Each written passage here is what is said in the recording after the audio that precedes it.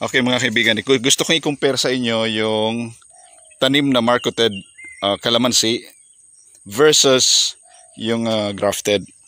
Kasi may mga nagsasabi na yung marketed daw hindi maganda yung pamumunga. At maliban doon ay madali daw yung buhay. Anyway, itong calamansi ko ay 1.5 years pa lang mula nung na-transplant ko mula doon sa aking pinagpatubuan. Yung mother plant nito ay grafted hybrid calamansi.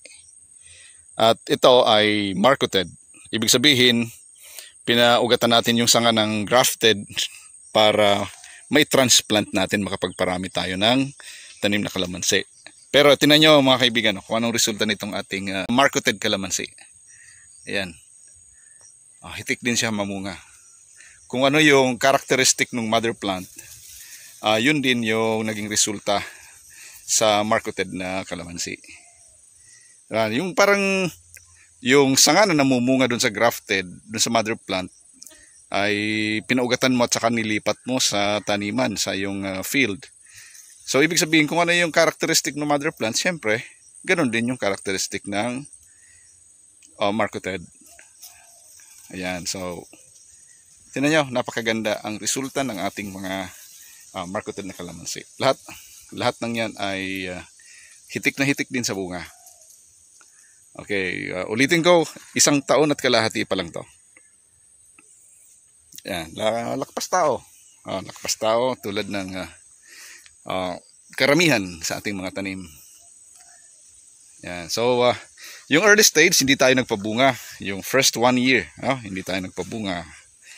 Pero nung sa tingin ko ay matatag na yung puno para ay support yung pagkakaroon ng maraming bunga, ay yan na, pinabunga ko na siya.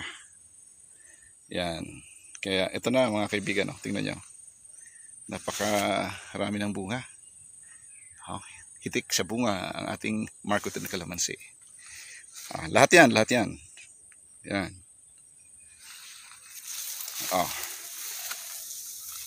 Kaya yung mga nagtatanong dyan, ano bang magandang itanim, grafted ba o marketed? Halos parehas lang when it comes sa pamumunga. At yung edad ng pamumunga ay parehas din. 1 taon at kalahati. Actually, sa loob ng 12 months, after 12 months na pagkatapos na nailipat tanim, pwede mo na siyang pabungahin. Yung nga lang, kung nag-i-expect ka ng mas maraming bunga, siyempre, padamihin mo muna yung mga sanga. At patibayin mo muna yung puno.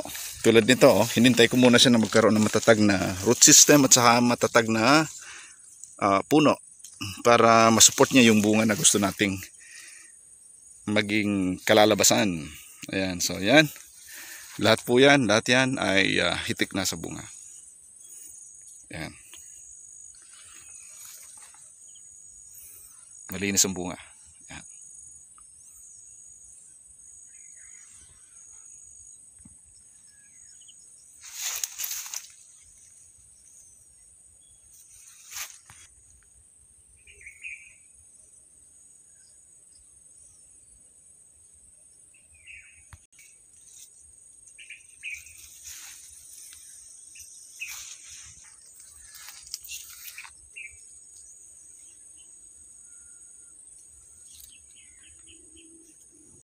Yan, so mga nagtatanong kung ano ba ang mas maganda, siguro may advantage yung grafted. Kasi yung grafted, siyempre yung root system niya ay galing sa buto. Samantalang yung marketed ay galing sa sanga. So yung marketed, more on lateral roots. Samantalang yung grafted ay meron siyang main root na pailalim. So when it comes sa patagalan o patibayan sa lakas ng hangin, may advantage yung grafted. Pero when it comes sa pamumunga, wala namang problema. At saka base sa karanasan ng ilang mga nagtatanim din ng kalamansi o yung mga kalamansi farmers, ay mas mahaba daw ang buhay ng grafted. Tanggap naman natin yon dahil nga mayroon siyang main root system na tatagal ng maraming taon. Sabi ng ilang eksperto, basically daw mga 15 to 20 years yung production kapag grafted. Pero kapag market daw ay 8 years to 10 years. So far sa akin, hindi ko pa nararanasan yung ganong comparison ng uri ng kalamansi o dalawang pamamaraan ng pagpaparami ng tanim ng kalamansi. Pero Dito sa aking taniman sa ngayon ay mapapatunayan natin yan. Yan. So yan mga kaibigan, dito ay marketed calamansi. Punta tayo dun sa grafted. Ayan, so ito naman ang grafted na calamansi. Tingnan nyo yung kalagayan ng ating halaman. Ang dami ring bunga. Yung mga sanga ay nagbend na pababa dahil sa bigat ng mga bunga. Actually, yung size nito ay hindi pa harvestable o hindi pa marketable. Ito yung example ng bunga na yung sapat na yung gulang, yung laki na pwede nating ibenta sa market. Ito naman yung kalagayan ngayon ng bunga. So this will take around 3 more weeks bago natin ma-harvest. Although, sa panahon na mahal yung presyo ng kalamansi ay tinitake advantage na to. Sinasamantala na pinipitas para maging pera. Yan, yung mga ganyang sizes. Pero sa ngayon, dahil sa mura yung kalamansi, so hihintayin natin yung tamang size para maibenta naman natin at makarecover tayo dun sa bigat na gusto nating abutin sa bentahan ng kalamansi. Ayan. Sa ibang lugar, medyo mahal pa, nasa around 80 pesos to 120 pesos yung presyo ng retail. Sa bagsakan is around 60 to 70 pesos. Pero dun sa aking pinagbentahan, just recently around 390 kilos ng kalamansi ay medyo mababa na yung presyo. About 50 to 55 pesos na lang.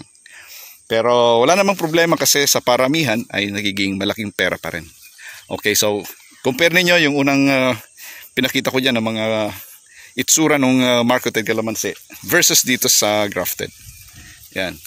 Ang grafted ay mas mabilis lumago, mas mabilis tumangkad dahil nga may main root system.